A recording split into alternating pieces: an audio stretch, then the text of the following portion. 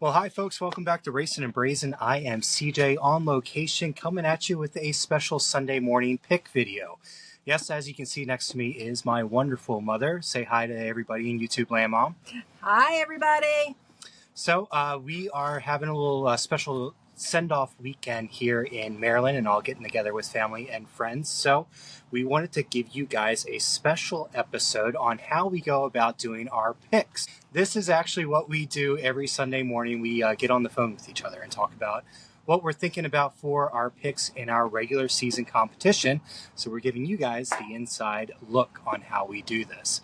I have first pick this week, so as Mom is showing from her facial expressions, yes, she's a little nervous about this one. I'm not quite sure why, because she's got a substantial lead in our competition.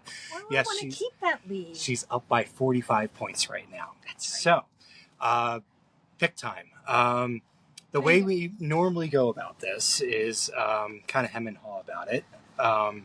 Yeah. Where do you have top on your list? I have a couple on my list. Top on my list, there's three of them. Okay. I had Keselowski on my list. Really? I had Keselowski on the list. I also have Chastain on my list. What? Coming from the back? Sure do. Yeah, I really like his lap averages. That's the big thing. I was looking at that. Yes, they had to do some damage repair. But... So is he in a backup car or damage? I haven't heard and I haven't looked. Ooh, then that'd be a risky pick. Not the determining factor in my picks. Okay.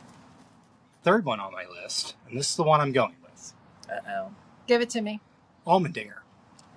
Really? Yeah. I'm going to swing for one here. I think the Colleague cars have done really well on their mile and a half program this year. They've performed really well. They are finishing strong, especially Allmendinger on the mile and a half. Yeah. He's doing really good this year. I'll give you that. And you know what? They qualified well. Their lap averages are good. He's running in a 20 lap average. That was his longest run, second overall. And he was up there in the rankings throughout the run. Where do you see the 20 lap averages? So I've got him here on the app. Oh, yeah, that's right. You can do the overall. Yeah. Okay. So I'm going to go with Dinger. Swing for the fences. 45 points behind. I got to make something dramatic happen, and I don't want to just pick your normal top runners. Let's get somebody else that I think will get me at least a top 10, and that'll be. He's starting fifth. Yeah. But you told me a Toyota is going to win this race. I told you a Toyota is going to be fast. Are you leading me down the wrong path? No, I am not. I told you Toyotas are going to be fast, and they are. Briscoe's on the pole. We've seen that. Right. And as far as lap averages go, on the upper ends of it, Ty Gibbs is up there with a good... Yeah, but he's let me down before. That's true. But he's on my list. Of course he is. So, okay, who's your list? Well, you told me Toyota. So, I liked what I saw with the legacy drivers. Okay. Eric Jones, John Hunter. I kind of like what I saw. And I saw an interview with Jimmy Johnson. And of course, he said, my other two cars are doing really well. So I'm not going Jimmy Johnson. His paint scheme looks really good this weekend. Check it out. The 700th start. Yeah, he's got a special paint scheme for it. It looks really good. Right. And then I thought, well, depending on who you picked, I was going to go toe-to-toe with you with Tyler Reddick. Oh, who did you think I was going to pick? I thought you were going to take, well, we can't take Willie B. I don't know. I thought you were going to take a Hendrick driver. Yeah, that would have been a smart bet. Yeah. Probably would have been a safe bet. Hendrick drivers at Charlotte go hand in hand. Chase is doing better. Yeah, I agree. He needs to his whole team needs to put a full race together. Agreed. An absolute full race. Larson coming from the back because he will miss driver's introductions. He could always be a factor. Absolutely. Always. Especially when you give an extra 100 miles onto the race. Correct. So I thought, well, we couldn't pick Larson anyhow. Correct. Off the table. So my other driver was going to be Chase Briscoe. Let's see. Oh, Seabell. Seabell. Okay. He looked good. He was last year's winner. He was last year's winner. So, but a rain-shortened event. So This is A true. little bit of a caveat there. This is true. I think since I have a 45 lead, She's going to play with me. I don't know. You know, it would be so interesting that a legacy driver would win. They've been coming up. They've been doing really well. Are they there yet? I think they're getting closer. You think they're getting closer? And if you guys remember from my early videos when I was talking about who I want to see succeed this year, Legacy is absolutely on that list. And I think they are turning things around. It seems like they are putting together races now and starting to get good finishes. Their qualifying has been pretty good throughout the year. Mm-hmm. It's just the total race is not coming together for those two teams. Right. But they didn't have long run speed.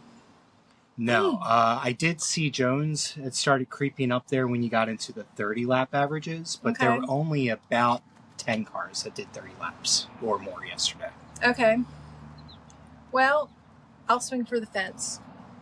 I'll take Tyler Reddick. I was hoping for like John Hunter or Eric Jones give me an opportunity. Come on, I got but you beat me last year so bad.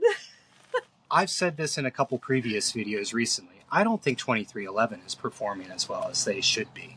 For being that top tier Toyota program, they're right in line with Joe Gibbs Racing. Do they share everything? No. Not at all. Mm-hmm. And it's very clear this year that there is a difference in communication between 2311 and Joe Gibbs Racing. Absolutely. And there's definitely a gap there.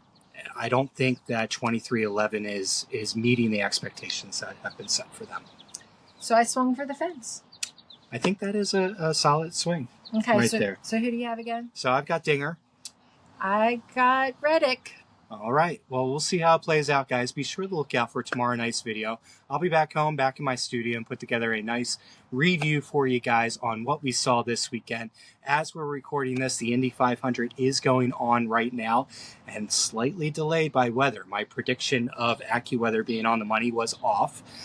There's a little bit of a delay. So we're keeping a close eye on to see if Larson is going to be able to complete all 500 miles in Indy and make his way to Charlotte. Oh, and what are we having for dinner? What are we having for dinner? We haven't really figured it out yet.